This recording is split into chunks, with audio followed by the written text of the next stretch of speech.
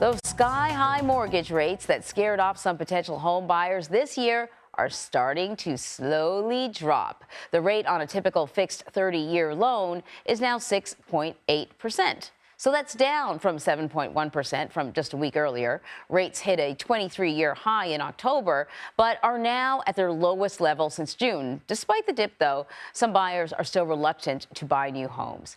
Greg McBride is joining us now with a look at the housing market as we head into the new year. He's the chief financial analyst at Bankrate. So thanks for joining us. Yes, we've seen a bit of a dip, but, they're still pretty high. But I think kind of part of the good news is at least the Fed suggested that there would be some rate cuts coming in the future. And of course, the immediate impact is going to be on mortgages. So, what do things look like for you when you look ahead to 2024? Everything's relative, Emery. 2024 will be a better year for home buyers.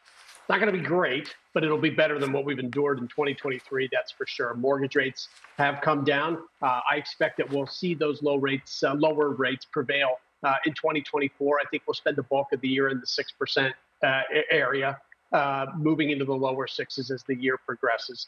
Mortgage rates often lead what the Fed does. So what you're seeing now with mortgage rates coming off of those highs of 8% back in October is consistent with this expectation that the Fed's done raising rates and that next year they're going to transition to cutting rates. So mortgage rates moving ahead of that.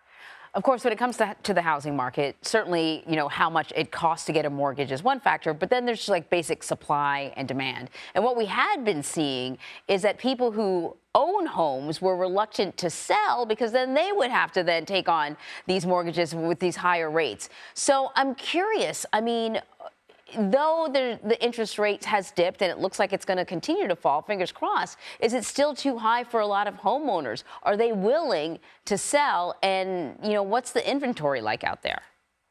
And the inventory is still very, very limited. And that's one of the things that's really helped keep prices high. And we continue to see prices move up because the selection is so limited. So 6.8% mortgage rates, it's not going to prompt too many sellers to trade in that 3.4% rate so they can go back out in the market and get something at today's levels. I do think we'll see supply improve a bit in 2024. Most of that is going to come from new building, new construction, more so than just a horde of sellers all of a sudden decide to put their homes on the market.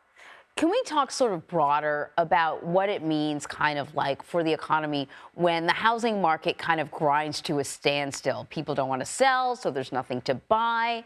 Can you sort of paint a picture of the impact that has? It has pretty far-reaching tentacles from an economic perspective. Housing has contributed as much as 15% of our GDP, our economic output over time, because of how far-reaching it is. We think about it. Somebody buys a house.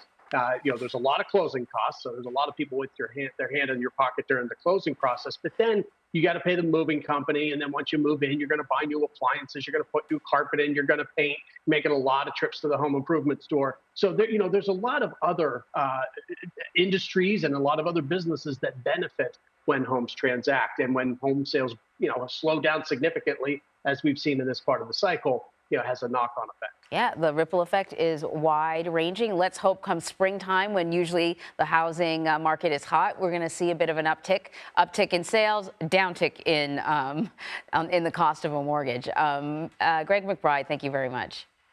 Thanks, Amory.